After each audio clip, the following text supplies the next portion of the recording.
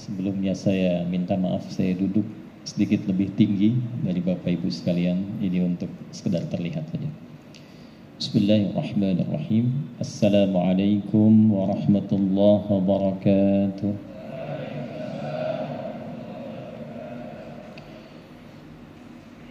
Alhamdulillahi rabbil alamin.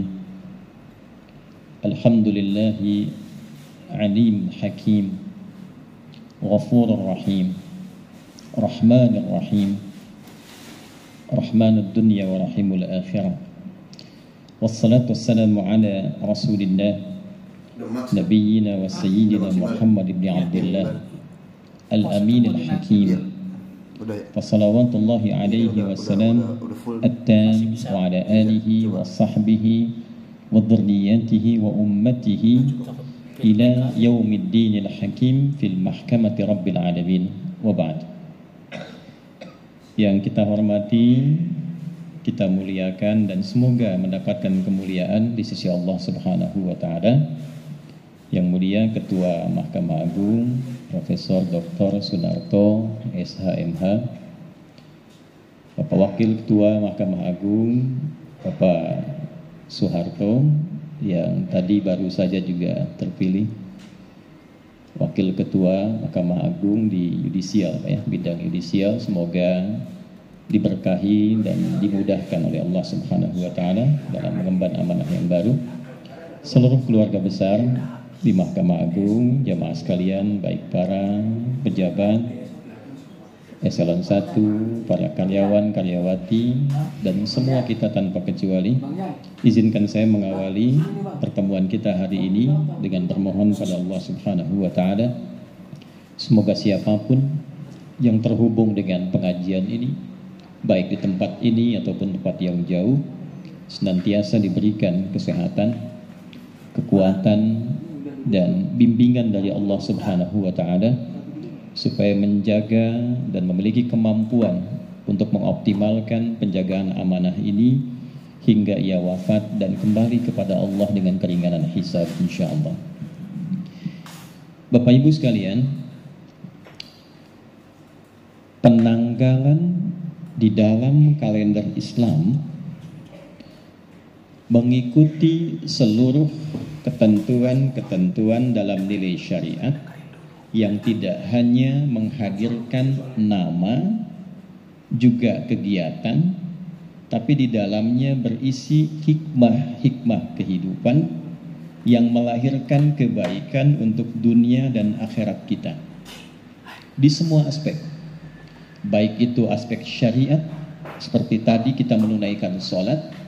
Sholat itu bukan ibadah formalitas dengan bacaan dan gerakan yang hanya mengkonfirmasi kebertuhanan kita kepada Allah. Ya, konfirmasi kebertuhanan itu ada di Quran surah Thaha surah 20 di ayat ke-14.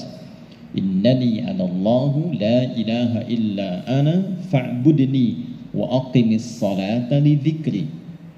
Sungguh tegaskan, yakinkan pada hatimu yang paling dalam, akulah Allah, satu-satunya Tuhan yang layak dipertuhankan.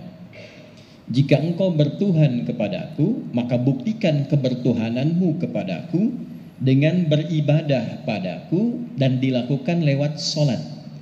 Jadi sholat itu kalau ditanya kenapa saya mesti sholat, maka jawaban pertama dari Al-Quran untuk membuktikan kebertuhanan kita kepada Allah. Deklarasinya lewat sholat. Itulah sebabnya kenapa kalimat yang kita baca pertama kali saat bertakbir itu kalimat Allahu Akbar. Dan dengan itu pula keimanan kita dihadirkan. Oleh karena itu kata iman pertama kali dalam Al-Quran ketika ditampilkan itu sandingannya sholat. Al-Baqarah ayat 3, alladzina yu'minuna bil ghaibi wa yuqimunas shalah. Orang-orang takwa itu dia mengimplementasikan ketakwaannya dengan menguatkan iman, dan pembuktian keberimanannya dia mencoba tunaikan sholat. Nah, ini dari segi syariat. Tapi ketika sholat dikerjakan, outputnya apa? Selain kita membuktikan keberimanan kita, maka mesti ada hasil yang dibawa dalam konteks kehidupan dunia kita. Keberimanan itu konfirmasinya pahala. Ketika kita menunaikan sholat karena iman kepada Allah, dituliskan pahalanya. Maka dimasukkan golongan hasanah. Setiap ada perbuatan hasanah, itu satu poinnya 10. Setiap perbuatan. Quran surah ke-6 ayat 160 misalnya. Man jaa bil hasanati falahu asyru amthaliha. Siapa yang mengerjakan perbuatan baik yang punya nilai akhirat berupa pahala, maka setiap perbuatan itu ketika dikerjakan 10 poinnya. Nah, sholat itu masuk dalam golongan hasanah. Quran surah ke-11 ayat 114. Aqimis sholata tarafain nahar wa zulafan minal lail innal hasanati yudhibnas sayyi'at. Tunaikan olehmu sholat di setiap 2 penghujung siang sampai dengan malam. Itu seluruh akumulasi waktu-waktu sholat subuh sampai isya. 24, 4, 3, 4. 2 subuh, zuhur 4, 4 asar, 3 maghrib, 4 isya. Nah, semua perbuatan sholat itu disebut oleh Al-Quran dengan hasanat. Jamak dari hasanah. Artinya ketika kita menunaikan sholat, maka konfirmasi pemberian bekal akhiratnya langsung tertulis 10 kebaikan. Ukurannya bukan 1, 2, 3, tidak. Ukuran pahala itu di hadis Muslim, ya. 1 keduanya itu bisa 500 tahun. 2 ketiganya bisa 500 tahun. Dituliskan dalam kitab, dikonfirmasi saat berpulang ke akhirat. Ditampakkan sebelum kita wafat. Hasil akumulatif perbuatan hasanah kita ditampakkan sebelum kita meninggal. Lalu ini loh kompensasi yang diberikan saat nanti pulang ke akhirat, termasuk jenis surganya. Itu yang membuat sebagian orang yang banyak mengoleksi amal soleh, dia tersenyum ketika akan meninggal. Itu yang dimaksud Al-Quran surah 89 di ayat ke-27 sampai 30. Ya ayyatuhan nafsul mutmainnah. Mutmainnah itu dari kata tumakninah. Ya, tumakninah itu membentuk sifat namanya mutmainnah. Dan tumakninah dilakukan dalam ibadah ritual. Ya, rukuklah Anda sampai Anda merasa tumakninah dalam rukuk. Sujudlah Anda sampai Anda merasa tumakninah dalam sujud. Ketumakninahan itu membentuk suasana jiwa yang menenangkan. Hasil dari ibadah namanya mutmainnah. Irji'i ila rabbiki radiyatan mardiyah. Ketika tiba waktumu pulang, pulanglah dengan keridhaan yang aku berikan padamu, dan engkau pun ridha dengan pembuktian hasil ibadahmu sekarang. Nah, fadkhuli fi ibadi, maka masuklah dalam golongan hambaku yang senang ibadah. Ini konfirmasi akhirat. Wadkhuli jannati, dan masuklah ke surga yang telah aku siapkan dari hasil ibadahmu. Ini gambarannya. Maka tenang dia dalam keadaan pulang. Itu yang dimaksud husnul khatimah. Nah, tapi untuk dampak dunianya apa? Nah, karena hidup kita dunia, ya, yang kita jalani sekarang ini, mesti ada juga konfirmasi keberhasilan sholat untuk aspek duniawinya. Maka turunlah Al-Quran surah ke-29 ayat ke-45. Ya, utlu ma wahya ilaika minal kitab wa aqimis shalah innas salata tanha 'anil fahsya wal munkar. Baca, pelajari, pahami apa yang engkau akan dapati dari ketentuan sholat dalam Al-Quran. Jadi ternyata ketika kita ingin menunaikan sholat, yang diminta oleh Al-Quran itu bukan ikra, Pak. Bukan. Kalau ikra itu diantara maknanya membaca sesuatu tanpa harus menuntut paham apa yang dibaca. Ya, yang penting kita baca walaupun belum paham isinya, itu ikra namanya. Ya, turunannya qiraah. Dulu ada qiraati, ada buku ikra kan? Alif, fathah a gitu kan? Fa, fathah fa, lam, doma, u, lu, apa, lu kan? Tapi kan kita nggak dituntut paham apa yang dibaca kan? Hanya bisa baca saja. Nah, ketika sudah bisa membaca, diakumulasikan untuk paham, maka berubah menjadi tilawah. Tala yatlu tilawatan. Perintah sholat itu diawali dengan tilawah, bukan qiraah. Ya, jadi yang diharapkan oleh Quran, kalau bapak ibu sholat tanpa paham yang dibaca, tak mengerti apa yang dikerjakan, itu sah secara hukum. Yang penting syarat ketentuan benar dari takbir sampai salam, pahala dituliskan.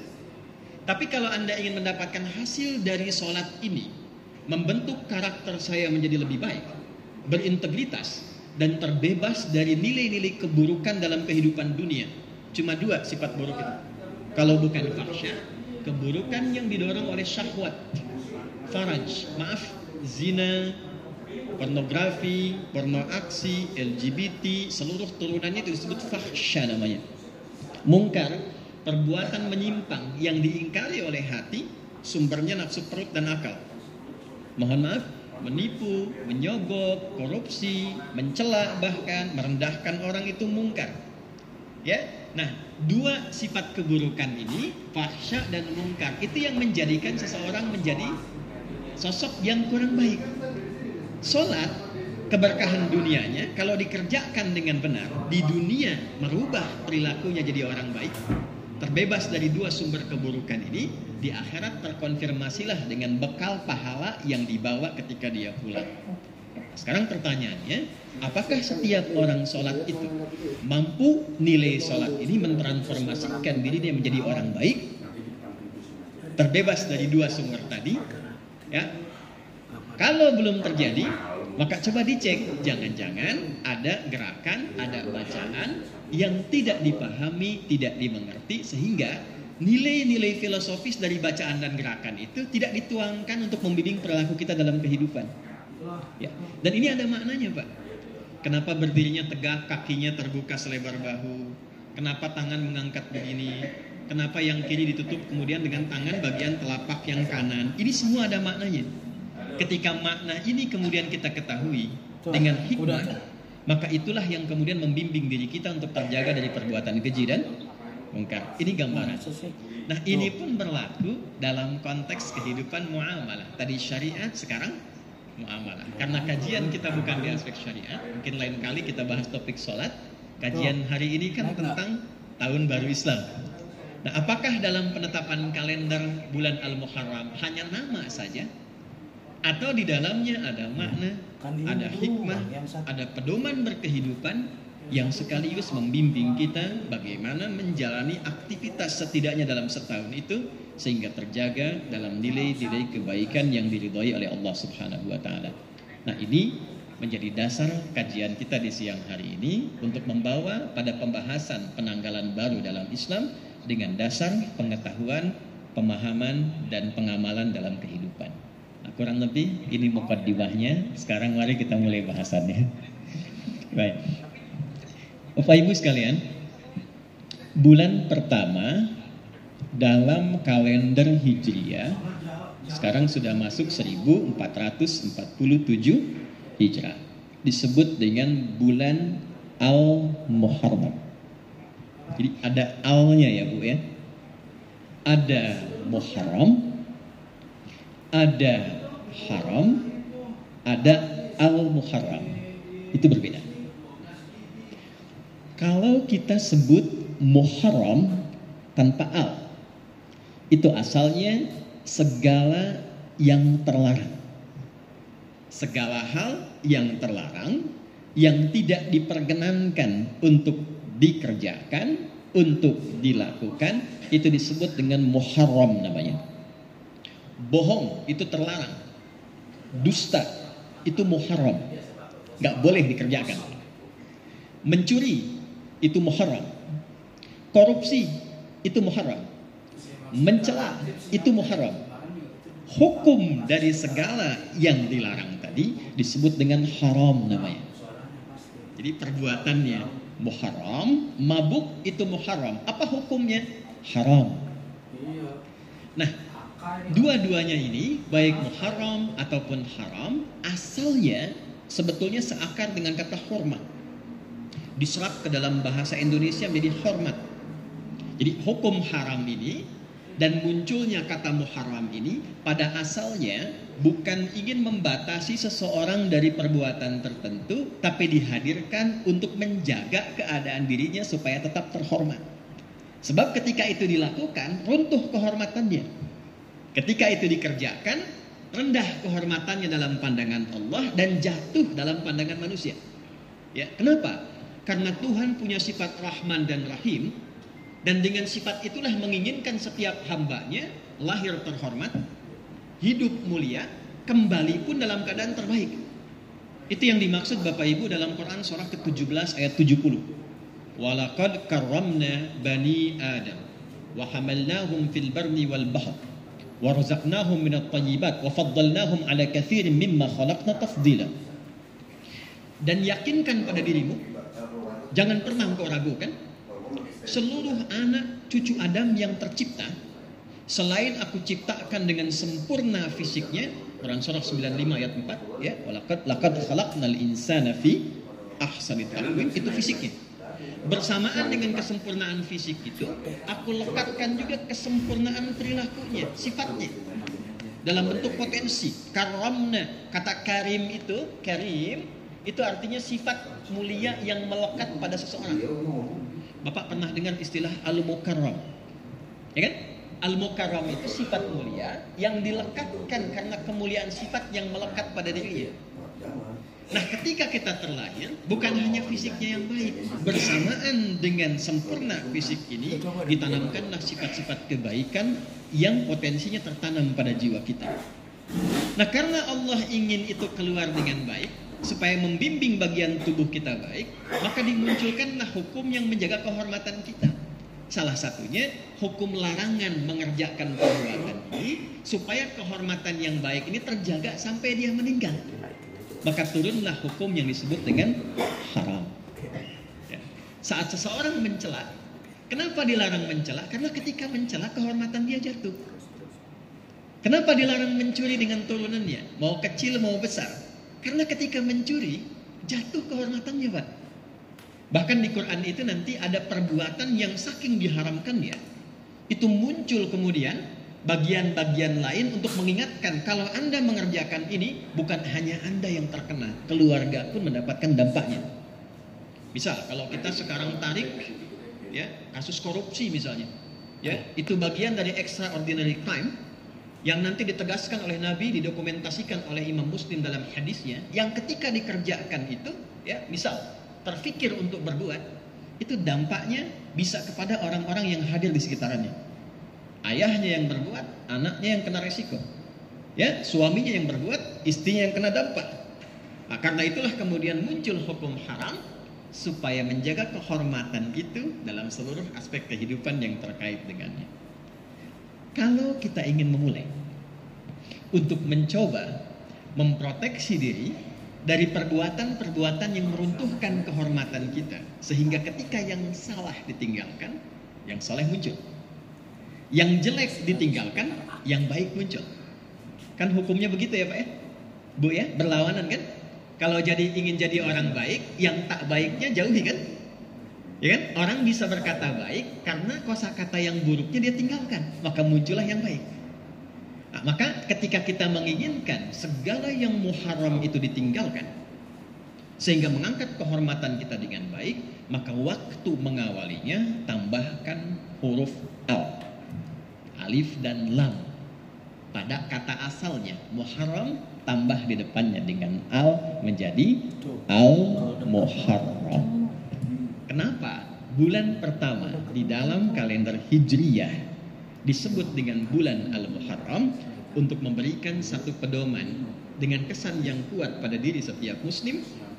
Jika engkau ingin menjalani kehidupan dengan baik, mendapatkan nilai kehormatan terbaik, maka mulailah kemudian dengan meninggalkan segala hal yang tidak baik yang berpotensi dikerjakan oleh dirimu dalam beraktivitas. Maka itulah bulan pertamanya disebut dengan Al-Muharram, nama tahunnya disebut dengan tahun Hijrah. Bila kita ingin ikut ke dalam golongan orang hijrah itu, tambahkan ya sebelum huruf akhirnya, tetapkan tak marbutah sebagai sifat penguatnya, maka berubah menjadi Hijriyah, tahun di mana saya ingin ikut berubah, membawa resolusi yang terbaik untuk hidup saya supaya tampil terhormat, dan saya mulai dengan meninggalkan sifat dan sikap yang kurang baik yang meruntuhkan, berpotensi meruntuhkan kehormatan saya dalam kehidupan. Itu gambaran pengantar yang keduanya. Nah, sekarang Bapak Ibu, bagaimana pedoman hijrah yang baik sehingga kita bisa punya kekuatan untuk membentengi diri dari segala yang terlarang itu, sehingga tampil beraktivitas dimanapun dan sebagai apapun kita dalam kondisi yang terhormat. Maka muncullah kemudian bimbingan Nabi. Yang pertama saya buka dengan hadis dulu. Di hadis Al-Bukhari nomor hadis yang ke-10 Kitabul Iman, didokumentasikan oleh Imam Al-Bukhari serta muridnya Imam Muslim bin Hajjaj dalam kitab sahihnya Imam Muslim nomor hadis ke-40. Sanadnya bersambung pada sahabat Abdullah bin Amr ibn al-As radhiyallahu taala anhuma dari Nabi sallallahu alaihi wasallam. Beliau bersabda. Di sini kita mulai inti kajiannya. Al-muslimu man salimal muslimuna min lisanihi wa yadi. Wal muhajir, ini poinnya, man hajara ma nahallahu anhu. Rawahul Bukhari wa Muslim. Al-muslimu, muslim yang sejati itu, yang ideal itu, ya, al itu punya dua fungsi, Pak. Bisa ta'rif, ma'rifah, mengkhususkan sesuatu. Bisa istighraq, mencakup seluruh hal tanpa kecuali. Ya. Hunalika sayyarah katsirah, di luar ada banyak sekali mobil. Saya ingin khususkan as-sayyarah, mobil yang itu, bukan yang lain. Kayak artikel the dalam bahasa Inggris, ya. There are so many cars outside. The car, mobil yang itu, bukan yang lain. Okay? Al-muslimu, orang Islam yang sejati itu, Islam tuh harusnya begini, Muslim tuh begini. Ya, di luar ini, ya, standarnya sebetulnya bukan standar Islam. Jadi kalau ada yang mengaku saya Muslim, izin ya, kalau ada al-Islam masuk ke kata dasar, itu mencakup laki-laki dan perempuan tanpa harus pakai ta. Ya, jadi kalau kita ingin jadikan muslimah misalnya khusus untuk gender, buang alif lamnya. Ya, untuk mengkhususkan yang perempuan bisa pakai alif lam, tapi kita buang dulu alif lam, jadikan ta di ujungnya. Misal muslim, ingin khusus perempuan, tambah ta di ujungnya, muslimah. Mukmin, mukminah, ya. Shaim, nah dapat ya, shaimah tuh. Tapi kalau pakai alif lam di depannya dan tidak ada ta-nya, itu mencakup laki-laki dan perempuan. Jadi mau Anda laki-laki, Anda perempuan, sepanjang Anda muslim, seharusnya karakter dasarnya ini. Kalau kehilangan karakter dasar ini, maka dipertanyakan oleh Nabi kesejatian Islamnya. Nah, siapa orang ini? Man salimal muslimuna adalah man siapapun, laki-laki, perempuan, besar, kecil, apapun jabatannya, bagaimanapun keadaannya, salimal muslimuna, dia punya kemampuan menghadirkan rasa aman, rasa nyaman bagi orang-orang yang hadir di sekitarannya, terutama saudara-saudarinya yang se-Islam. Itu standarnya. Di standar orang Islam itu, dimanapun beraktivitas, orang nyaman dengan kehadirannya. Dia berbicara, orang nyaman. Dia datang, orang merasa damai. Jadi kalau Anda lewat, tiba-tiba orang kemudian merasa resah dan langsung pindah arah, nah ini menunjukkan ada standar yang harus diperbaiki. Yang paling pokok, paling dasar, kata Nabi, min lisanihi wa yadi. Ya, coba dikontrol yang paling utama, minimal lisannya sebagai juru bicara dari bagian tubuhnya. Kalau di kitabnya Imam Ghazali Ihya Ulumuddin itu, ya, disebutkan lisan bukan ingin menunjuk lisannya saja, tapi lisan itu juru bicara semua bagian potensi tubuh. Keluarnya di sini. Anda kesal, selain raut wajah, dari frekuensi gelombang pembicaraannya, dari pemilihan kosakatanya. Kalau bicaranya bisa ditahan, ya, sekarang pindah, kata Nabi, wayadihi, kadang-kadang lisannya diam, tangannya gerak. Ibu bikin statusin dengan ininya kan, ya, lisannya diam tapi jemarinya itu luar biasa gitu. Nggak nyangka ya, lagi nyangka tuh. Ya, di orang yang bilang nggak nyangka sedang nyangka itu. Ya. Jadi standarnya adalah sebagai pribadi, orang Islam itu pribadinya pasti baik. Itu dasarnya. Jadi kalau ada orang menjadi Muslim, pribadinya tidak menjadi lebih baik, maka ada yang hilang dalam standar keislamannya. Bapak Ibu silahkan cek, orang yang disebut jahiliyah itu, jahiliyah itu kan puncak onar, Pak. Izin Pak, KMA itu, ya, jahiliyah itu gabungan antara sifat jahlun dengan jahil. Jahlun itu perilakunya, jahil itu orangnya. Jadi ketika digabungkan sosok jahil dengan jahlun menyatu jadi satu, ya, pelaku kriminal yang sangat profesional dan perfeksionis, ya, itu menjadi jahiliyah. Anda bayangkan? Saya beri ilustrasi ya. Kalau sekarang ada orang mabuk, di jahiliyah itu pemabuk pemula itu 5 kali dalam sehari. Yang pemula, bayangkan yang profesional. Kalau ada pezina, saking komplitnya zina, hampir semua jenis zina itu bisa terjadi. Jahiliyah. Tapi ketika menjadi muslim, perhatikan transformasi kehidupannya.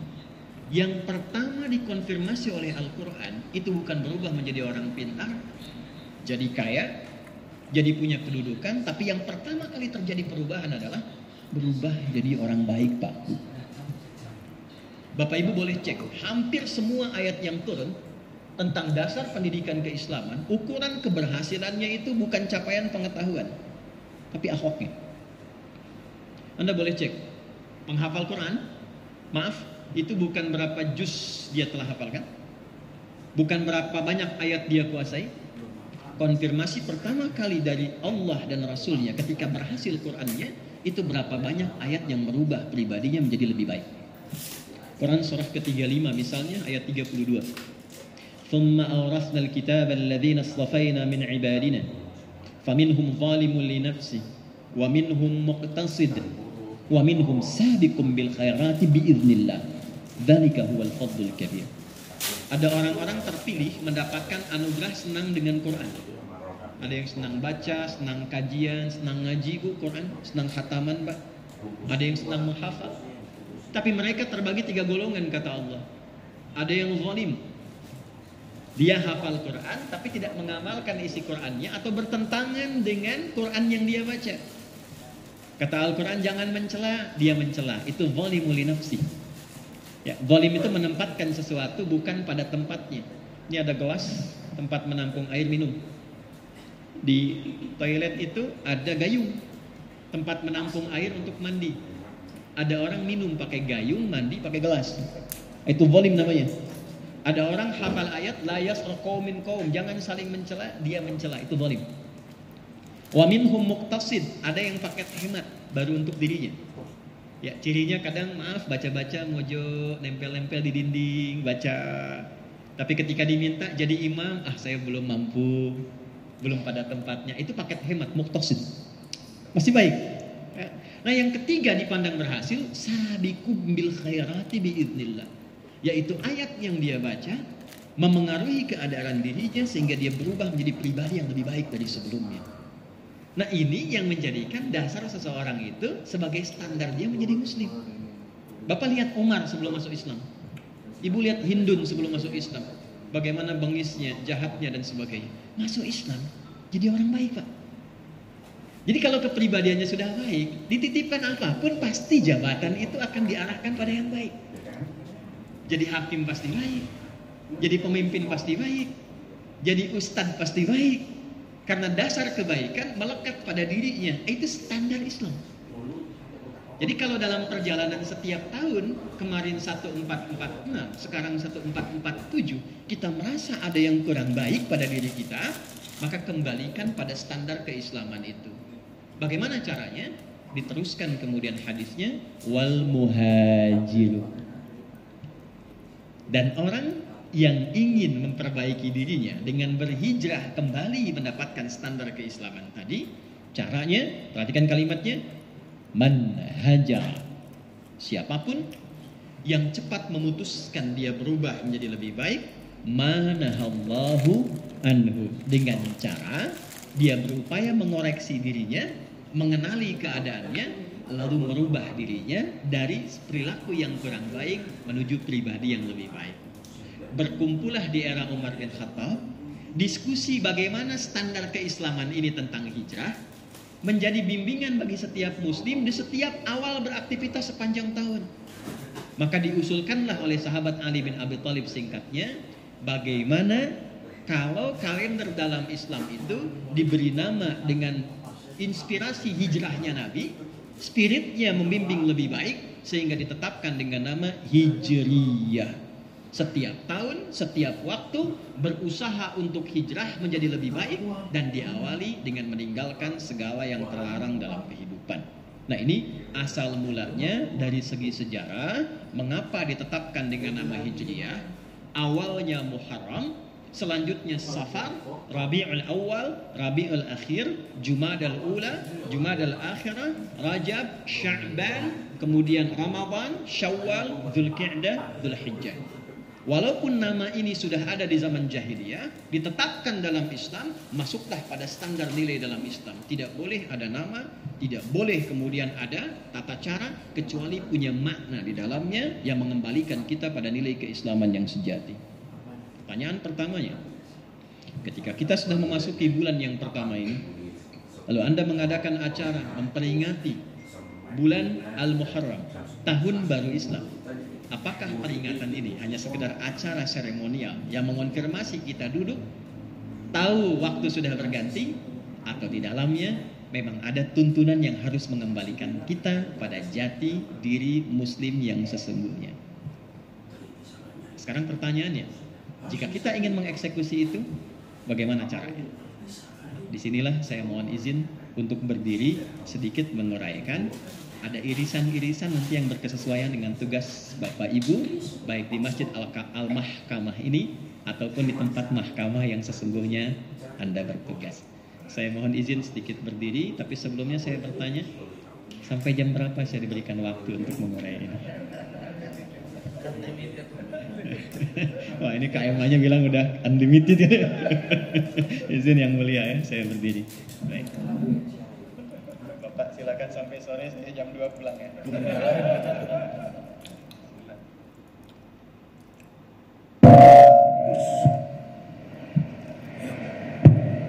Baik.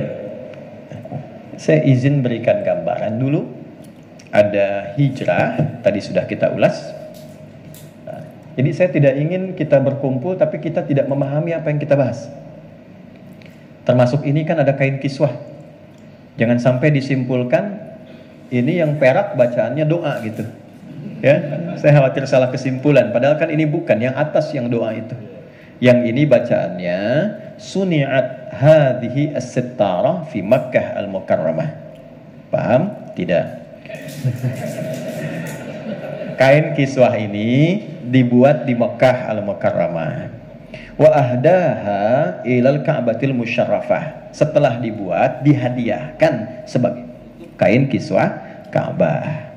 Kemudian Khadimul Haramaini Syarifaini Abdullah bin Abdul Aziz ya Ibnu Ali As-Su'ud ya taqabbalallahu minhu. Ini sebagai amal jariahnya yang dipersembahkan oleh raja pada masa itu, pelayan dua kota suci, yaitu raja siapa disebutkannya itu? Abdullah bin Abdul Aziz. Jadi kain kiswah ini di eranya Raja Abdullah bin Abdul Aziz.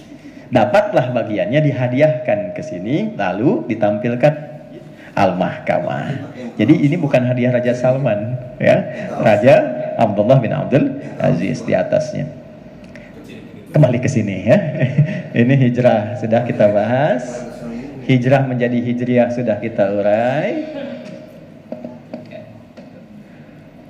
Hijrah ini peristiwanya, tak di sini karakternya, ya ini nisbah untuk ikut. Siapa yang ingin ikut memperbaiki diri dengan karakter yang islami, belajar dari spirit hijrah.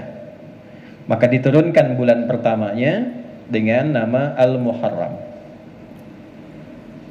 Jadi nanti ada pembahasan historis tentang sejarah peristiwanya, ada pembahasan kontemplatif tentang muhasabah perenungannya. Nah, ini ada pembahasan yang sifatnya pendalaman substansi. Ini yang kita kaji ya. Ada Al-Muharram, ada Muharram sudah kita urai. Ada haram. Ini hukumnya.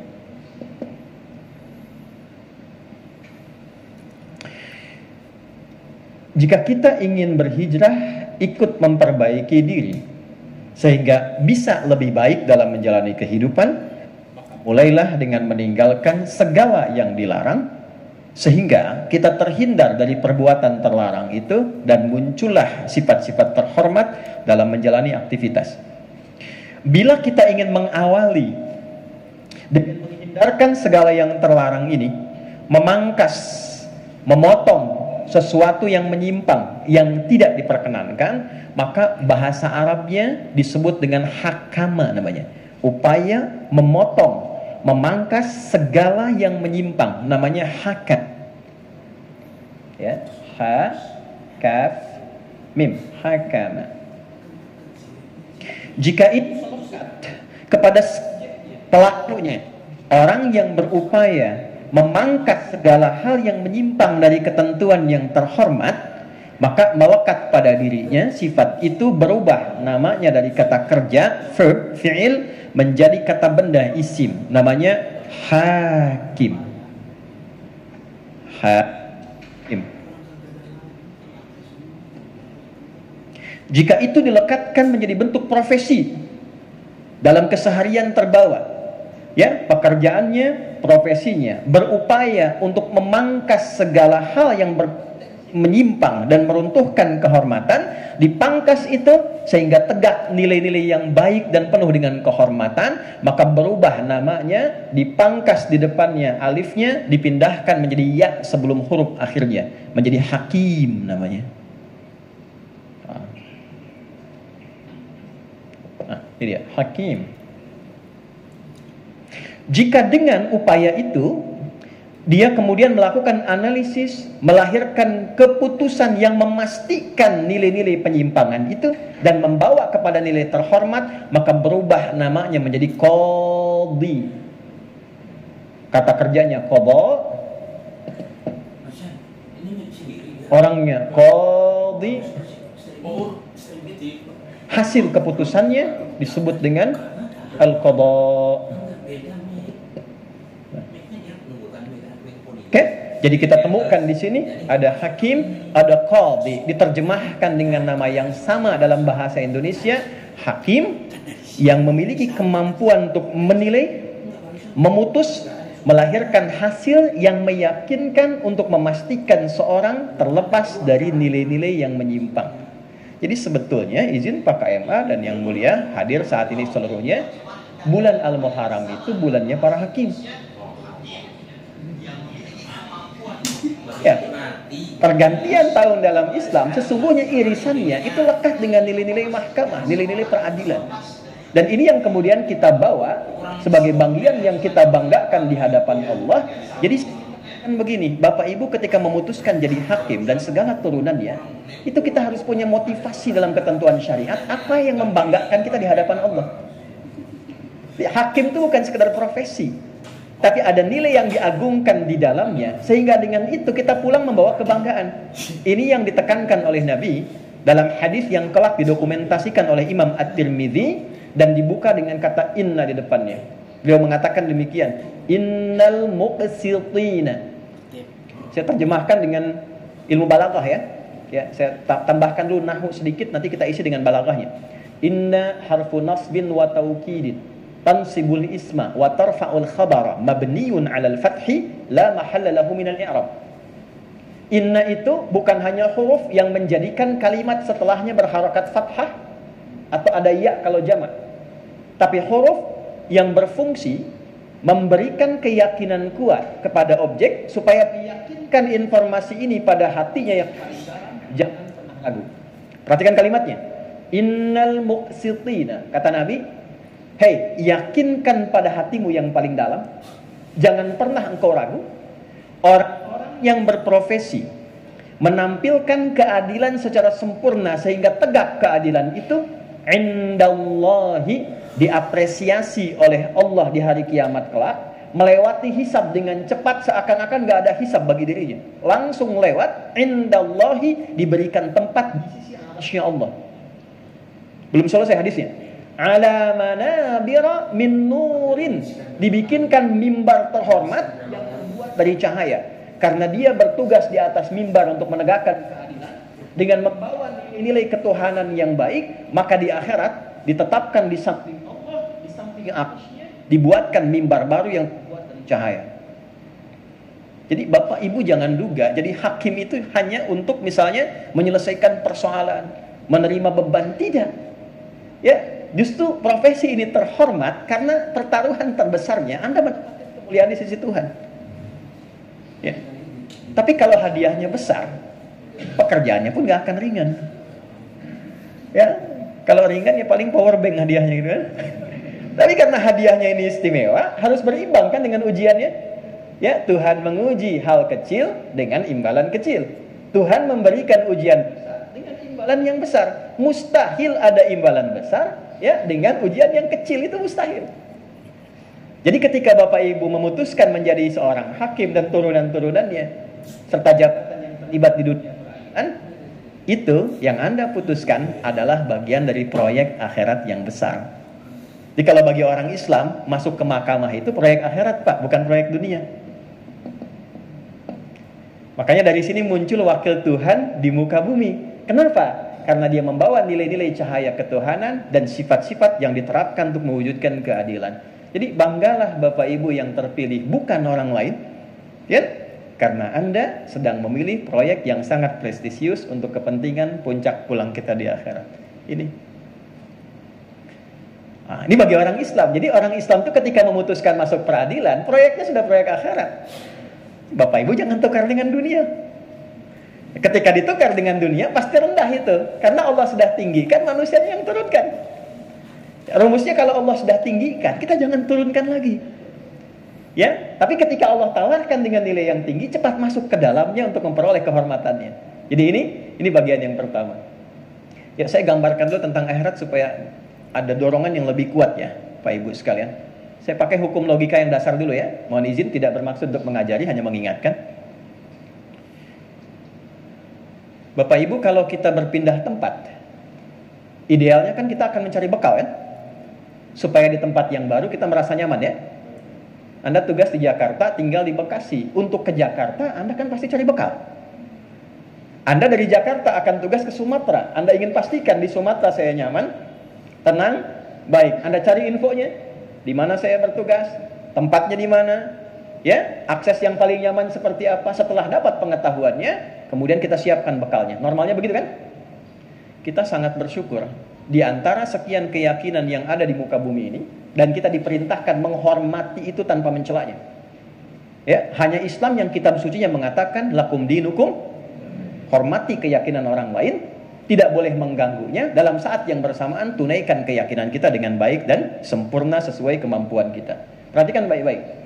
Hanya dalam Islam kita temukan penjelasan yang utuh setiap tempat yang akan kita tinggali. Informasinya lengkap dari mulai persiapannya, caranya, dan konsekuensinya. Sekarang kita di dunia.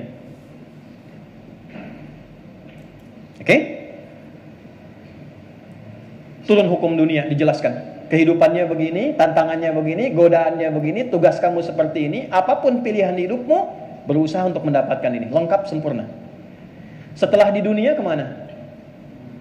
Kubur kan? Waiting room ya? Kubur. Bapak Ibu silahkan cari, ada nggak satu kitab suci yang menerangkan kepada kita bagaimana cara meninggalkan dunia dengan tenang? Seperti apa prosesnya? Diantarkannya kemana? Quran menjelaskan dari mulai cara meninggalnya, turun ayat. Dari mulai setelah meninggal apa yang dikerjakan, penghormatannya bagaimana, cara memandikan, cara menyolatkan, sebelumnya dikafani, diantarkan, dan kehidupan di alam kubur pun dijelaskan informasinya. Supaya kita siap-siap. Nanti kalau pindah ke sini, kita sudah punya gambaran seperti apa yang kita siapkan tempat di kubur. Seperti Anda mau pindah tugas ke tempat lain, Anda siapkan. Nah sekarang kita punya keyakinan setelah meninggalkan dunia, pindah ke tempat baru. Berbahagianya dalam Islam, dijelaskan tempat baru ini suasananya begini. Afala ya'lamu idza bu'thira ma fil qubur. Turun surat Ali Imran ayat 169. Wala tahsabanna alladziina qutilu fi sabilillahi amwata bal ahya'un 'inda rabbihim yurzaqun. Muncul hukum baru di alam kubur yang beda dengan alam dunia. Semua dunia dilepaskan, bekalnya seperti ini, di kuburnya akan begini. Walaupun kelihatan sempit dari atas, ternyata di bawahnya itu ada kelapangan yang luar biasa dibandingkan dunia. Hukumnya beda. Kan logika mengatakan setiap pindah tempat beda hukum kan? Bapak Ibu ke Malaysia, hukumnya sudah beda. Ke Amerika lebih beda lagi. Ya, baik sebelum kena tarif, setelah kena tarif kan sama beda ya. Sekarang kita ingin meninggalkan dunia, pindah ke kubur, pengen sama dengan hukum dunia, itu mustahil. Makanya bajunya kan beda, lepas, ya kan? Semua dunia ini handphone yang dipakai merekam itu, ya, kan nggak bisa dibawa ke alam kubur. Apa Anda pikirlah nanti saya bawa aja kalau keluarga kangen miss call gitu, nggak mungkin. Ini hilang kan? Setelah kubur baru akhirat, ini ujungnya. Akhirat ini ujungnya, yang tidak ada tempat lagi. Orang cerdas adalah orang yang menyiapkan ketika dia berpindah tempat, dia punya bekal yang baik untuk dihuni. Tuh. Kita punya keyakinan bil akhirati hum yuqinun, setelah meninggalkan dunia transit di sini dan ujungnya di sini. Ada cuma 3, 1 surga, 2 neraka. Na'udzubillah min dzalik. Pertengahannya A'raf namanya, bukit tinggi bisa kelihatan surga, takut jeritan neraka. Ya, sampai selesai hisab, orang yang 50,01% amal solehnya ke surga. Kalau orang dominan amal salahnya ke neraka. Kalau 50-50, 50-50, dia tunggu di A'raf, bukit tinggi bisa kelihatan surga, takut dengar jeritan neraka. Ya, tak sampai hisab selesai. Begitu hisab selesai baru rahmat Allah turun, dimasukkan ke dalam surga. 1 harinya 1000 tahun. Nunggu di sini. Maka turunlah Quran surah 7 Al-A'raf dengan namanya, dari ayat 47 sampai 49. Ya. Nah, sekarang poinnya adalah kembali ke logika awal, orang cerdas itu pasti dia punya proyek yang panjang. Kalau saya ke kubur nanti, gimana supaya saya nyaman? Kalau di akhirat, gimana supaya saya ke surga? Dan orang yang jenius di atas cerdas biasa, dia akan berpikir surganya pun saya cari tempat yang terbaik. Kan ada 8 tingkat Pak Ibu. Surga biasa, kelas ekonomi standar. Tapi standar surga tidak sama dengan standar dunia. Ya, biasanya nggak disebutkan apa keutamaannya, cuman surga aja. Mala ainun ra'at wala udhunun sami'at wala khatara ala qalbi bashar. Keindahannya belum sempat terungkap, tidak pernah terlihat sebelumnya, tidak sama dengan yang diceritakan, nyaris jauh dari lamunan kita. Itu yang paling standar. Oke? Ada orang Arab Baduy datang ke Nabi di hadis Muslim, hadis ke-14. Ja'a Arabiyun, datang orang Arab Baduy ke Nabi berkonsultasi. Faqala, dia berkata, "Oh kama qala ya Rasulullah, dullani ala amalin yudkhilunil jannah." Ya Nabi, ajarkan saya amalan yang sederhana aja, singkat, padat, yang penting ke surga. Pintar ya Pak ya, Bu? Ya, modal sedikit keuntungan pengen banyak kan? Kata Nabi, cukup kerjakan yang pokok. Fardu, enggak usah salat sunnah selama hidup. Puasa Ramadan, tidak perlu puasa sunnah selama hidup. Kecuali engkau pengen nambah. Kalau pengen nambah yang sunnah, naik derajat. Kata orang ini, tidak ya Nabi, saya cukupkan saja dengan yang ini saja. Saya akan kerjakan yang fardu. Kata Nabi, syaratnya jaga diri dari maksiat. Siap ya Nabi? Fantalaqa, dia pergi. Kata Nabi, aflaha in sadaqa dakhalal jannah in sadaqa. Kalau dia komitmen menjaga itu, bisa masuk surga. Tapi Nabi nggak sebutkan surga yang mana. Paling bawah. Tapi orang ini hebat Pak.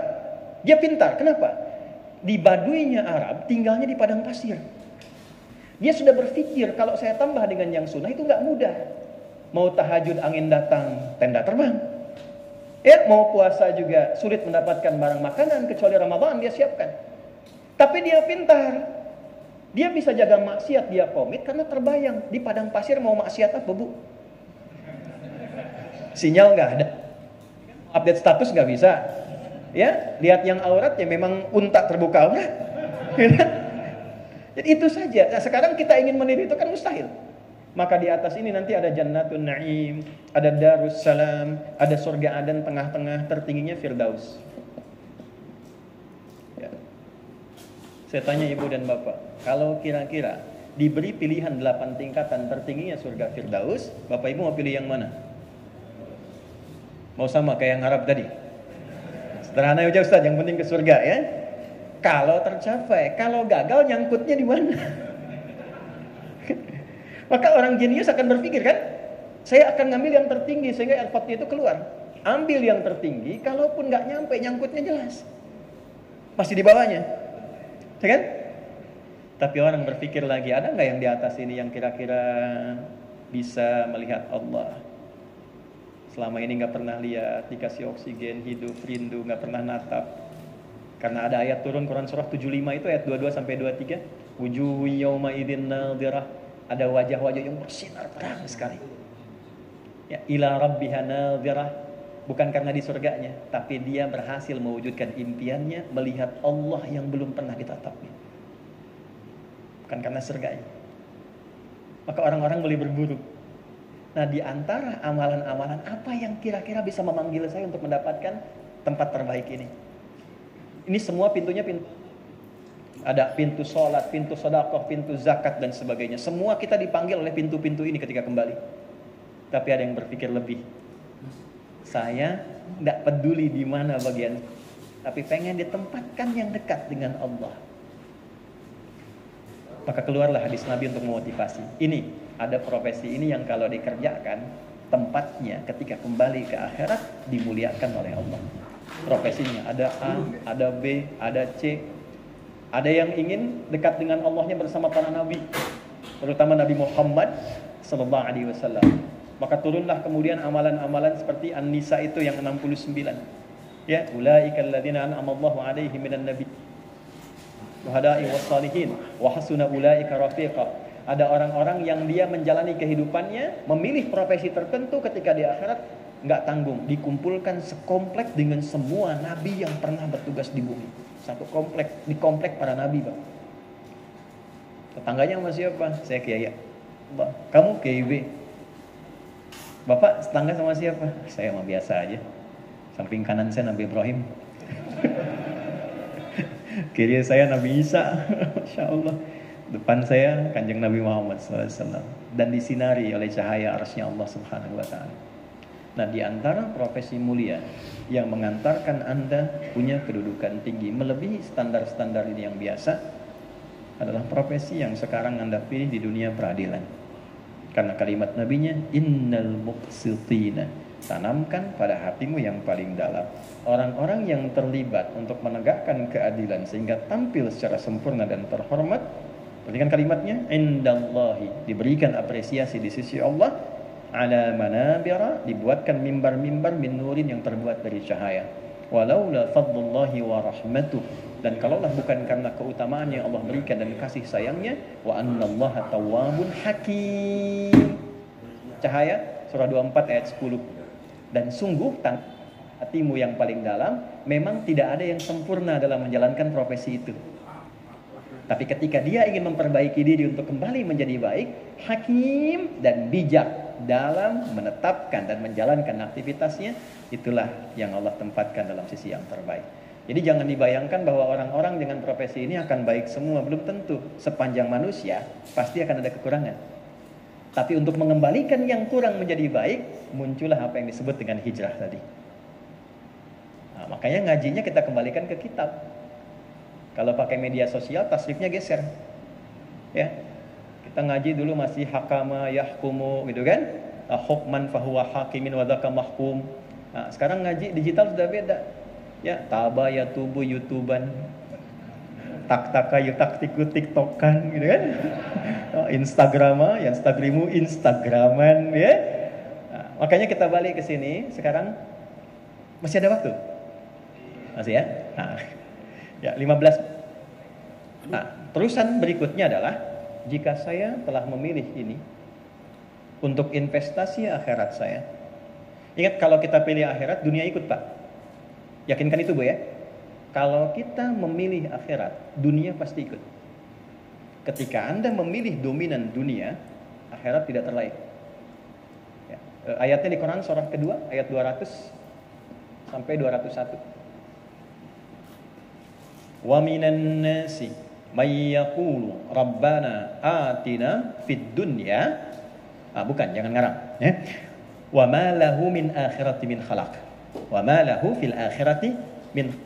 Dari sebagian manusia ada yang memilih beraktivitas untuk proyeksi dunia saja. Maka dia mendapatkan dunianya tidak dengan akhiratnya. Wa minhum may yaqulu rabbana atina fid dunya hasanah wa fil akhirati hasanah wa qina adzabannar. Dan di antara mereka ada yang ingin keseimbangan. Dia menyiapkan proyeksi dunia akhiratnya, maka dia siapkan pekerjaan dunia untuk mengikuti ketentuan akhiratnya. Maka dunia otomatis ikut. Jadi jangan kira ketika Bapak Ibu niatkan, saya pengen jadi hakim supaya Allah ridha. Dunia nggak dapat, mustahil nggak dapat, pasti dapat. Saya memilih jadi ustadz, apa kehilangan dunia? Tidak. Tapi kita tidak membawa keustadan kita untuk memenuhi dunia, tidak. Ya, bahkan pada nilai-nilai akhirat, dunia ikut dengan sendirinya. Bahkan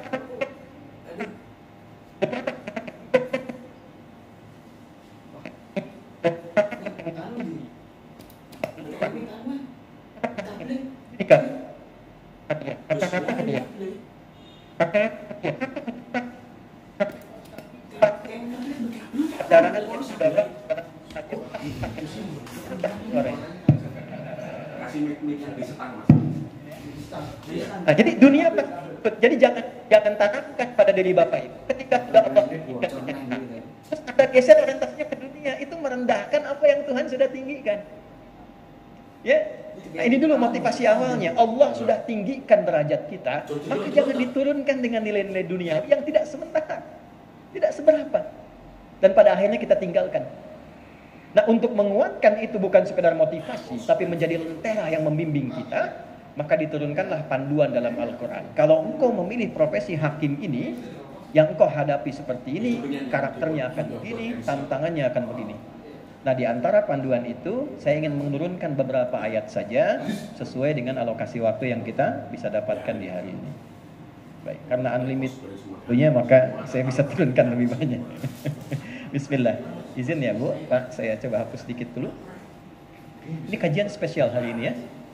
Ya, saya datang sendiri, terangkan sendiri, tulis sendiri, hapus sendiri. Masya Allah. Anda tinggal duduk, simak, amalkan, masuk surga, enak sekali. Insya Allah. Mudah-mudahan Allah ridho. Frekuensi apa dari sini? Pelan ya. Mohon izin karena ini yang paling pokok terkait dengan profesi dan aktivitas Bapak Ibu. Saya izin sedikit melambatkan uraiannya untuk memberikan penekanan artikulasi yang lebih bisa dipahami. Hakim ketika dituangkan dalam Al-Quran sebagai proyek akhirat, dia tidak menjadi kata yang berdiri sendiri. Karena tinggi di sisi Allah, maka anugerahnya pun yang mengiringi profesi ini selalu diiringi dengan sifat-sifat ketuhanan. Ini yang menjadikan satu kalimat melekat dalam profesi hakim dan viral dengan mengatakan wakil Tuhan di bumi. Bukan sekedar kebanggaan jadi wakil, tidak, tapi konsekuensi yang tinggi yang kelak dipertanggungjawabkan. Nah, untuk melekatkan sifat-sifat itu, maka diturunkanlah setidaknya 5 sifat yang sekaligus memberikan arah kepada para hakim. Seperti inilah sifat kebijaksanaan dapat muncul yang melahirkan putusan dan mengikis dengan itu berbagai nilai penyimpangan sehingga melahirkan satu putusan yang berkeadilan yang diridhai oleh Tuhan. 1, ada nama Al-Azizul Hakim. Al-Aziz Al-Hakim. Kata hakim yang diawali dengan kata Al-Aziz disebutkan setidaknya 29 kali dalam Al-Quran. Jika dihilangkan alif lam yang menjadi Azizun Hakim, disebutkan 18 kali di dalam Al-Quran. Selanjutnya, saya cepat dulu. Ada Alimun Hakim. Alim Hakim. Kadang disebutkan Hakimun Alim, kadang Alimun Hakim. Setidaknya 14 kali disebutkan dalam Al-Quran, kurang lebih. Kemudian ada Wasi'un Hakim. Wa kana Allahu wasi'an hakima. 1 kali disebutkan dalam Al-Quran. Selanjutnya ada Hakimun Khabir. Khabir. Selanjutnya 5 saja supaya agak cepat. 1, 2, 4. Yang terakhir yang kelima saya cepat. Tawwabun Hakim. Tawwabun Hakim. Sekali saja disebutkan dalam Al-Quran. Baik ya. Mohon bisa fokus. Pertama, Al-Azizul Hakim. Al-Aziz itu sifat tinggi, terhormat, yang terjaga dengan integritas yang kuat. Jadi ketinggian itu, kehormatan itu tampak dan terasa karena menampilkan integritas yang kuat. Baik. Allah disebut dengan Aziz karena ia satu-satunya Tuhan yang menampilkan sifat integritas yang sangat kuat dengan ketuhanannya, sehingga ia selalu tampil tinggi dan terhormat di segala aspek. Allah itu kalau sudah menetapkan sesuatu, semua nilai-nilai yang terkait di dalamnya itu pasti berkeadilan, sesuai dengan keagungan, ada sifat ketuhanan, sehingga integritasnya sebagai Tuhan terjaga dengan sempurna. Nah, kenapa kata hakim kemudian dilekatkan dengan kata Al-Aziz? Kalau ditarik ke dalam dunia peradilan, saya batasi di sini ya. Nah, maka hal pertama yang Bapak Ibu hadapi itu dalam meneliti, memberikan putusan, mendalami, tantangan pertama yang dihadapkan untuk menjaga kehormatan Anda sebagai hakim adalah menampilkan dan mempertahankan integritas. Hakim yang pintar dengan pendidikan yang kuat, status yang tinggi, maka jatuh kehormatannya. Itulah sebabnya kata Azizun Hakim itu tidak pernah tertukar. Tidak ada di Quran Hakimun Aziz, itu nggak ada. Selalu Azizun Hakim, Al-Azizul Hakim. Kalau yang ini bisa Alimun Hakim, Hakimun Alim, bisa ditukar. Tapi yang ini tidak. Ya, tidak. Kenapa? Karena integritas itu tidak bisa ditukar, tidak bisa dibeli. Dan itu standar pertama terhormatnya seorang hakim. Itu aspek awal. Itulah ada yang menghitung dari sisi numerasinya kenapa disebutkan 29 kali. Ya, kalau dalam kalender Islam kan yang terendah 29 hari, Pak. 29 sampai 30 hari. Ya, maka berapa lama pun dia menangani kasus, sedang menangani perkara, tidak menangani perkara, maka yang tertinggi pada dirinya adalah bagaimana dalam setiap hari dia bisa menjaga integritasnya sehingga tampil terhormat dalam keadaan apapun. Satu. Sekarang pertanyaannya, sifat itu bisa tampak kalau ada alat ujinya kan? Sifat ujinya. Makanya di Quran yang baik ada takwa, alat ujinya fujur, nama lainnya nafsu. Jadi kalau misalnya ada jujur, pasti dibuat lawannya. Ya, apa lawan dari jujur? Hah? Dusta kan? Baik ya? Nah, ada sabar, ada lawannya amarah. Amarah diciptakan bukan ingin membuat manusia itu jadi pemarah, bukan. Tapi untuk menguji supaya sabarnya muncul. Sebab kalau tidak ada sabar, tidak akan diketahui Bapak Ibu. Kalau tidak ada, akan diketahui adanya sabar. Coba tes Bu ya. Suami pulang ke rumah, ibu ada di rumah. Nggak ada angin, nggak ada hujan, nggak ada apapun. Ibu bilang sama suami, sabar ya Pak, sabar gitu. Paling suami bilang kan, mama sehat. Kan mesti ada alat ujinya dulu kan? Ya, ada amarah keluar. Begitu amarah diciptakan bukan ingin menjadikan suami pemarah, bukan. Tapi supaya kesabaran pada diri ibu itu tampil dan menguat. Karena ada masalah di depan yang lebih dari sekarang yang harus dihadapi. Kalau tidak ada kesabaran yang lebih dibandingkan hari sekarang, tidak mudah mengatasi yang esok. Itu dasarnya. Baik ya, jadi berbahagialah kalau suami ke rumah misalnya dalam keadaan marah. Itu tandanya bukan ingin menjadikan amarah ditumpahkan pada ibu, tapi supaya kesabaran yang ada pada diri ibu itu memang ini bahasan yang mudah diungkapkan, tidak mudah dipraktekkan. Ustadz juga sama Pak. Sama Ustadz. Makanya jarang Ustadz bahas ini ada istrinya, itu jarang. Ini live gak? Aman ya? Oh, live streaming ya? Oke, itu gambar. Jadi gambar cari lawan aja. Ya, cemberut lawannya apa? Senyum kan? Nah, Bapak pulang ke rumah, lihat istri cemberut. Ya, cemberut diciptakan bukan ingin membuat istri itu tampil kusut, tapi supaya Bapak senyum. Gampang kan? Assalamualaikum mama. Kayaknya kenal. Nah, kasih gelang 2 kilo, selesai masalah itu. Nah, dengan hukum itu kita bawa nih Pak. Ini nggak akan ketahuan integritas ini kalau nggak ada ujiannya. Alat ujinya apa? Kemudian tantangan di Quran surah kedua di Al-Baqarah ayat 188. Quran surah 2 ayat 188. Ini ujian integritas pertama. Dan ini pasti terjadi Pak. Dari zaman dulu kenapa ada ini? Karena pasti terjadi. Ini ditampilkan bukan ingin menjatuhkan kehormatan Anda. tapi untuk menampilkan kebanggaan profesi Anda sebagai hakim yang memiliki integritas di hadapan Tuhan. Perhatikan kalimatnya. Wala ta'kulu amwalakum bainakum bil batil wa tudlu biha ilal hukam. Jamak dari hakim. Litakulu fariqan min amwalin nasi bil ismi wa antum ta'lamun. Nah, karena belum tahu artinya, kita biasa-biasa saja. Nanti setelah saya terjemahkan, baru jadi luar biasa yang berdampak pada jiwa. Wala ta'kulu amwalakum bainakum bil batil. Dan janganlah kalian saling berlomba untuk mendapatkan harta dengan cara menyimpang. Wa tudlu biha ilal hukam, dan mendapatkan harta dari hasil penyimpangan ini supaya bisa ditransaksikan ke dalam sebuah perkara, dan membawa itu tudlu itu dari kata dalun, sedikit-sedikit dimasukin kepada para hakim untuk memenangkan perkara Anda.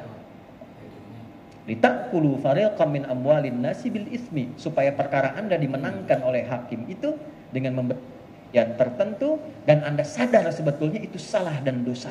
Wa antum ta'lamun. Sudah tahu salah, dikerjakan. Es batu ditiupin tuh. Ya? Yuk kita lihat nih. Nah, jadi diam kan? Ini ujian pertama nih. Jadi ujian pertama bagi para hakim untuk menguji integritasnya, akan ada pihak-pihak berperkara berusaha menemui bapak dan ibu di level manapun. Baik itu pengadilan yang paling dasar, naik kemudian pengadilan tinggi, sampai kemudian kasasi ke MA dan sebagainya. Akan ada upaya-upaya yang berperkara mendapati peluang untuk menemui bapak ibu. Ya, urusannya apa? Menguji integritas bapak dan ibu. Gitu. Nah, itu ujian pertama kita. Dan kalimatnya menggunakan waktu dulu dari kata dalun. Kalau nimba itu kan pelan-pelan, nggak mungkin langsung kan? Mereka nggak akan masuk secara langsung, Pak. Ketemu bapak ibu tuh, pelan-pelan ngelihat celahnya. Kalau bisa langsung lihat siapa yang di sampingnya. Ya, makanya kenapa ada lontar jumroh 3 kali. Ya, Nabi Ibrahim sendiri lontar pergi datang ke istri. Istri gak kena datang ke anak, gitu kan? Itu kan filosofinya dalam haji itu. Kenapa dilontar itu? Ya, melontar segala potensi dari diri kita yang memungkinkan kita menyimpang. Kalau bukan dari kita itu, ya, Aqabah, maka usta, sekeliling terdekat.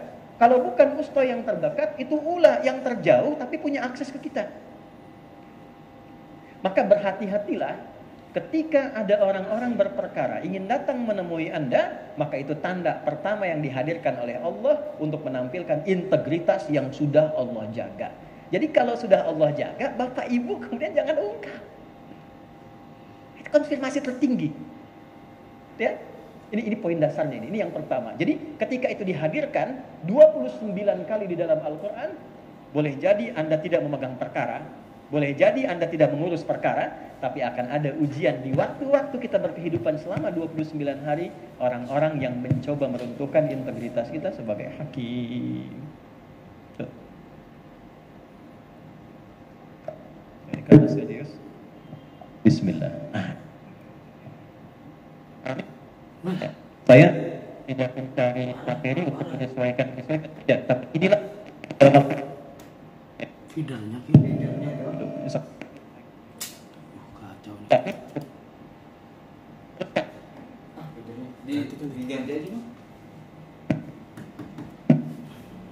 kacau kacau ini. Di sini ya. Baik. Saya kira di sini lebih terdengar ya. Baik. Jadi ini yang pertama, Pak. Dan potensi itu selalu terjadi. Bahkan sejak di era Nabi SAW, kenapa turun ayat ini? Karena kebiasaan jahiliyah itu sudah seperti itu. Dan ada provokasi yang memang setan kemudian datang untuk membawa nuansa itu dengan tersembunyi, ya, menggoda pada jiwa kita. Nah, disinilah kemudian turun ayat-ayat untuk membimbing.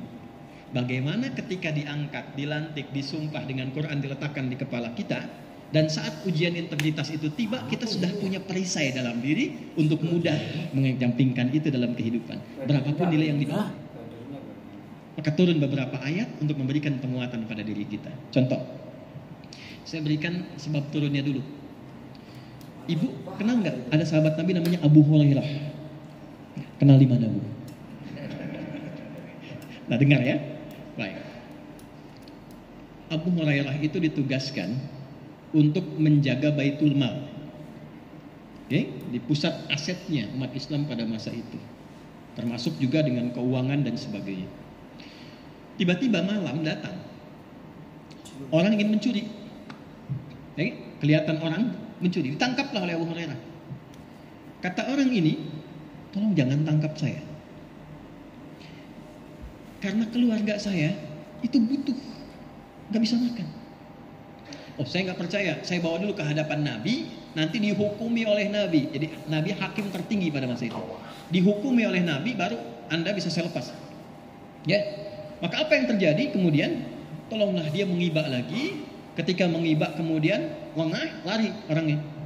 Dilaporkan peristiwanya kepada Nabi. Kata Nabi begini, dia pembohong. Malam ini pasti dia akan datang lagi. Oke? Malam ini pasti dia akan datang lagi. Betul, malamnya datang. Sudah ketika datang langsung ditangkap gitu, karena sudah tahu informasi dari Nabi. Ketika kemudian ditangkap, udah kamu jangan bicara apa-apa lagi, karena Nabi katakan kamu pembohong. Saya akan bawa engkau ke hadapan Nabi. Perhatikan, yang paling dahsyatnya, tolong jangan bawa saya ke Nabi. Saya akan berikan kepada Anda hadiah informasi satu ayat, yang kalau Anda bisa bacakan ini, setan akan lari meninggalkan Anda. Perhatikan poinnya Bapak Ibu, ya. Nanti kita akan tahu bahwa ini setan yang menyamar, oke? Tapi poinnya adalah ini setan yang menyamar, tapi setan ini tahu kebiasaan orang, dan dia masuk dengan kebiasaannya. Gratifikasi, Pak, tidak harus selalu uang. Setan tahu kebiasaan manusia itu senang apa. Abu Hurairah itu seorang pembelajar ulung, lebih senang ilmu ketimbang harta. Beda mungkin menggodanya ketika dengan Utsman, dengan Abdurrahman bin Auf. Karena tahu ini senang ilmu, maka gratifikasinya masuk lewat ayat yang belum dia tahu. Ya? Kebayang tuh bagaimana? Makanya di dalam bahasa Yunani, kenapa disebut dengan diabolis yang kelak menjadi iblis? Diabolis itu asalnya sifat intelek jenius yang menyimpang dengan intelektualisasi. Ya, jadi iblis itu kenapa disebut iblis? Karena dia punya kepandaian tingkat tinggi untuk menggoda, cuma diarahkan kepada yang menyimpang. Dan saking dia pintarnya, dia tahu kebiasaan si fulan itu apa. Ya. Jadi begitu kemudian ditampakkan itu, kaget Abu Hurairah karena baru dengar ini selama ini. Dalam kagetnya lepaslah kemudian tangkapannya itu pergi. Maka diadukan kepada Nabi esoknya. Saya sudah katakan padamu, ya, dia itu pembohong. Ya, tahu nggak siapa itu? Tidak ya Rasulullah, Allah dan Rasul yang tahu. Itu setan yang sedang menyamar. Walaupun perkataannya itu betul, tetap dia salah, kata Nabi. Tetap dia salah, walaupun perkataannya apa? Betul. Yang diajarkan itu ayat kursi, Pak. Ayat kursi, Al-Baqarah 255. Quran surat 2 ayat 255. Jadi ketika dibacakan, kaget, bengong, pergi setannya. Setan sendiri mengatakan kalau dibacakan itu, setannya lari. Nah, bayangkan. Ya, jadi ketika Anda ditugaskan, salah satu ayat yang dihadirkan dalam Al-Quran, biasakan malam baca itu. Sebelum ada putusan menangani perkara, bacakan itu. Iringi dengan Al-Fatihah, iringi dengan Al-Baqarah 3 ayat terakhir, 284, 285, 286. Itu diantara proteksi terbaik. Jadi Al-Fatihah 3 akhir dari surah Al-Baqarah, 3 ayat terakhir, ayat 284, 285, 286. Jadi maksudnya apa? Di ayat 284 itu kita menyerahkan semua hal daya upaya kita kepada Allah penguasa langit dan bumi. Ayat 285 kita mengikuti putusan yang berkeadilan berdasarkan sunnah para nabi. Ayat 286 kita memohon kalau ada yang salah dalam putusan, Allah tidak menghukum. Ya Rabbana la tu'akhidna in nasina aw akhtana. Kita awali dengan la yukallifullahu nafsan illa. Kalau dibawa ke dunia peradilan, ya Allah, tidaklah aku menjalani ini kecuali Engkau yang telah menetapkan. Aku berusaha memutuskan sesuai kemampuan yang Engkau titipkan padaku. Laha ma kasabat wa 'alaiha mak tasabat. Kalau ada kebaikan kau kirimkan pahala. Kalau ada keburukan pun berpotensi dosa. Aku tak mau berdosa, ya Allah. Rabbana la tu'akhidna in nasina aw akhtana. Kalau dalam putusanku ada yang salah, karena keliruku, karena lupaku, karena tipis ilmuku, jangan hukum aku dengan sifat alfaku itu, ya Allah. Rabbana wa la tahmil 'alaina isran kama hamaltahu 'alal ladzina min qablina. Ya Allah, jangan Engkau berikan kepadaku tanggungan beban dari satu persoalan yang sangat besar seperti Engkau berikan kepada orang terdahulu dan tidak lulus menjalani itu. Rabbana wa la tuhammilna ma la taqata lana bi. Ya Allah, jangan timpakan kepadaku beban satu hal yang tidak sanggup aku kerjakan. Fa'fu anna, kalau salah mohon maafkan, waghfir lana, kalau dosa mohon ampuni, warhamna, dan dengan pengampunan itu tetap sayangi aku ya Allah, wansurna 'alal qaumil kafirin, dan jaga aku dari golongan-golongan yang bisa menyimpangkan dari tugas dan kehormatan. Coba.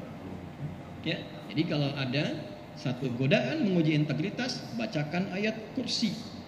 Kalau masih dia nekat, jangan sekedar lempar dengan ayatnya, lempar dengan kursinya sekalian.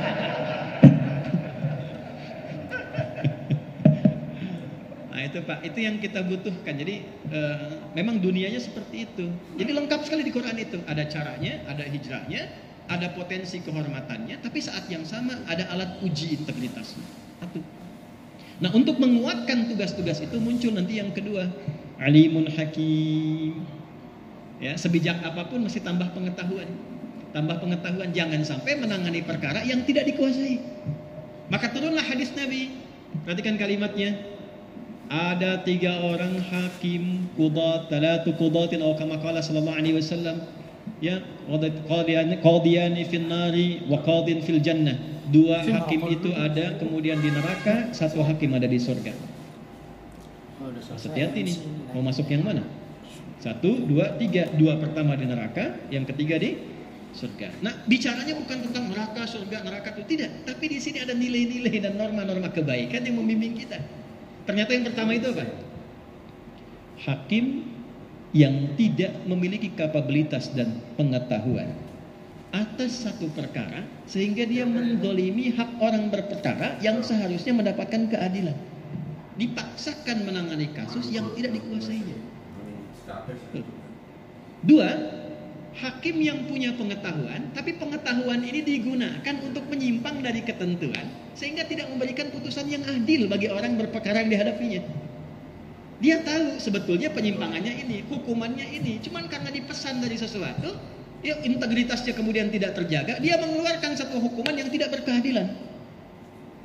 Yang ketiga, dia punya pengetahuan yang cukup, diminta menangani perkara, dan dengan ilmu pengetahuan ini dia mencoba melahirkan putusan terbaik. Kalaupun ada salahnya di situ, tetap diberikan pahala 1. Tapi kalau benar dia mengerjakannya, dapat pahala 2 di sini. Nah, jadi yang kedua, integritas itu bisa terjaga 1 dengan bertambahnya pengetahuan. Semakin Anda meningkat pengetahuan, semakin terhormat Anda. Dunia ikut. S1 dengan S2 gajinya beda kan Pak? S2 dengan S3 ya, berubah kan salary-nya. Jadi jangan dikira kalau kita menjaga kehormatan akhirat dunia tidak ikut. Dunia ikut dengan sendirinya. Makanya Ibnu Qayyim Al-Jauziyah mengatakan begini, kalau Anda ingin mendapatkan dunia gampang. Seperti bayangan, jangan dikejar, berbalik bayangan ikut. Ketika Anda berbalik mengejar tuntunan akhirat, dunia otomatis akan mengikuti. Ini sifat alim. Selanjutnya Pak? Ya, kita 10 menit lagi ya. Saya sisakan 5 menit karena tadi pesan dari MC. Ya, untuk bisa disisakan sedikit, saya sisakan nanti sedikit 5 menit ya. Kemudian wasi'un hakim. 1 kali disebutkan di Quran surat An-Nisa ayat 130. Ya. Wa iyatafarraqa yughnillahu kullam min sa'atih. Ah, ini hakim peradilan agama nih. Ya. Kalau ada kasus rumah tangga datang kepada hakim peradilan agama, kasusnya biasanya kasus perpisahan yang rumit, ya, yang tidak bisa ditangani oleh 2 sisi. 1, pasutrinya, yang kedua oleh orang sekitaran di keluarganya, dari walinya. Maka akhirnya datang ke hakim. Ya, makanya di ayat ke-34 surat An-Nisa itu problemnya yang diselesaikan secara internal, tidak bisa muncul ayat 35-nya. Ya. Wa in khiftum shiqaqa bainihima fab'athu hakaman min ahlihi wa hakaman min ahliha. Nah, ini taraf kedua. Kalau nggak bisa diselesaikan internal, coba pindah dulu tempat tidur. Ya, supaya ada rasa kangen, ada rasa salah untuk komunikasi. Tidak terdorong itu, keluarga dekat yang terlibat. Tidak bisa diselesaikan, muncul kepada yang ketiga, dibawalah ke mahkamah. peradilan agama contohnya. Maka apa yang terjadi? Wa iyatafarraqa, dan kalaupun keduanya nanti pada titik yang nggak bisa diselesaikan, ya kan? Yughnillahu kullam min sa'atih. Maka tak punya kemampuan untuk menikah, sulit kemudian untuk berpisah. Kalaupun ada kasusnya pernikahan dibawa ke hakim, perpisahan dibawa ke hakim, kalau niatnya benar karena Allah, niatnya bagus karena Allah dan benar putusannya, maka diberikanlah oleh Allah kelapangan-kelapangan dalam berkehidupan. Jadi kalau ada yang nikah diproses oleh hakim untuk menikah, dia tidak punya apa-apa, dikayakan oleh Allah. Kalau ada kasus perpisahan, benar cara mengerjakannya, bagus cara menetapkannya, walaupun berpisah, dia berpisah dalam keadaan baik yang diberikan kelapangan dalam kehidupannya. Siapa yang bisa memutus seperti itu? Hakim yang punya kualifikasi sifat wasi', wus'ah. Sifat wus'ah dilekatkan di dalam Al-Quran dengan kata sa'a. Turunlah kemudian Quran surah ketiga Ali Imran ayat 133 sampai dengan 134. Di 134 itulah karakteristik hakim yang memiliki sifat wus'ah dan bisa diturunkan kepada hakim-hakim umum baik di pidana ataupun perdata. Yuk saya cepat. Wasari'u ila maghfiratin min rabbikum wa jannatin arduhas samawati wal ardu 'iddat lil muttaqin. Untuk mendapatkan sifat wus'ah, kelapangan yang luas, sehingga dengan sifat lapang ini semua perkara kelihatan seperti ringan dan baik untuk diselesaikan. Jadilah pribadi yang takwa. Apa ciri takwa di sini?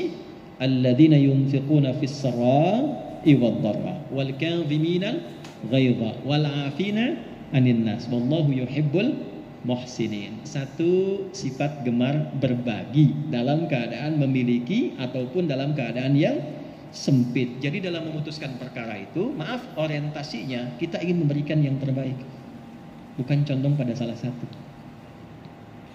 Wal kadhimina al-ghaidha, untuk mengondisikan itu jangan bawa suasana hati yang tidak enak apalagi sedang marah.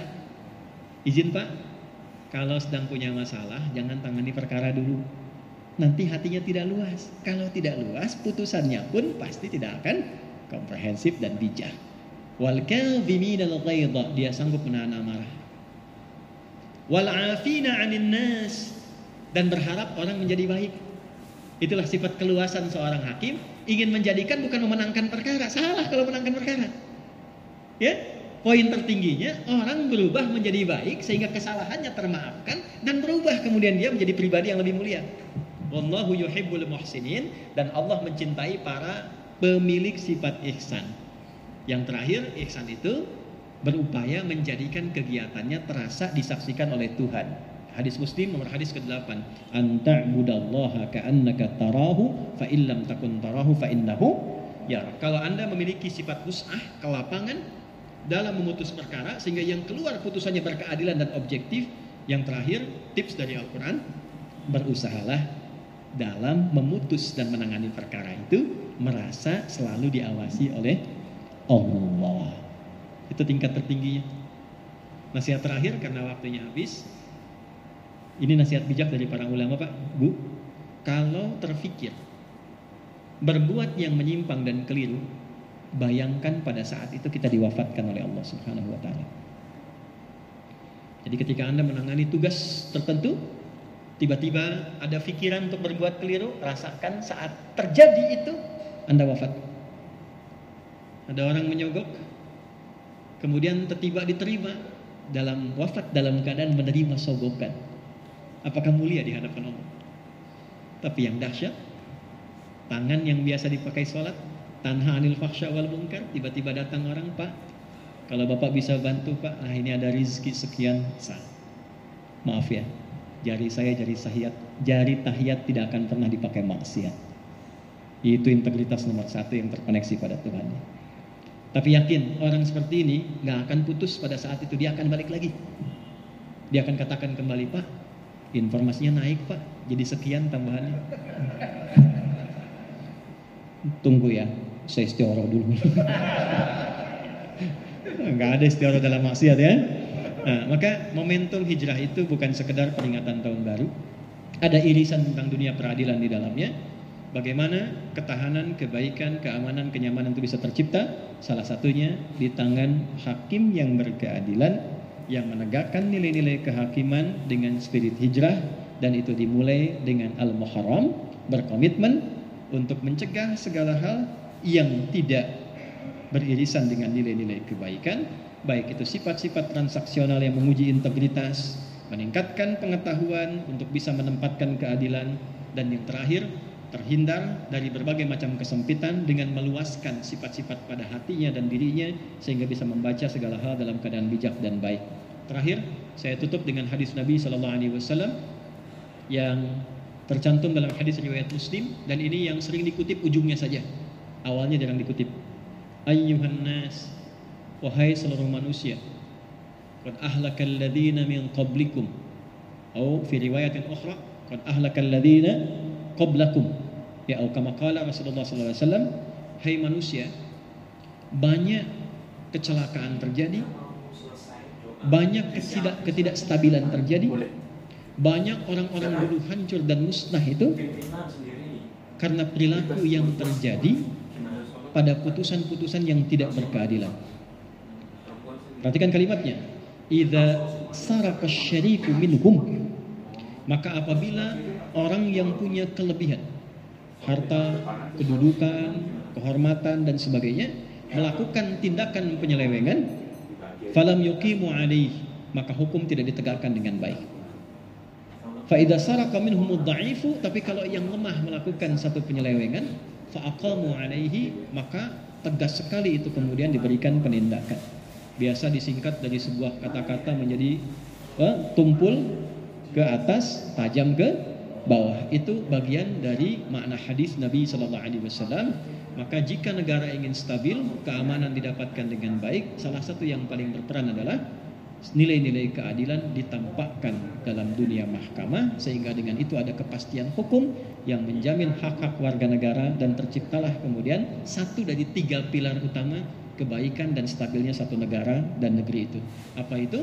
Satu adalah nilai keamanan dan ketertiban, yang kedua adalah stabilitas ekonomi, yang ketiga adalah kuatnya nilai spiritual. Alladzi at'amahum min ju' wa amanahum min khauf. Diawali falyabudu rabb hadzal bait. Ini 3 pilar dari stabilitas satu negara dimanapun dia berada. Saya kira itu yang bisa saya sampaikan. Sebelum ditutup dengan doa, ada 3 menit lagi. Saya perkenankan kalau ada yang ingin ditanyakan. Tapi sebelumnya saya tanya untuk konfirmasi supaya saya tidak keliru dalam menyampaikan. Bapak Ibu paham apa yang saya sampaikan? Bisa dimengerti ya? Baik. Nah, saya sampaikan ayat, yakin dengan ayat Quran ya? Yakin ya?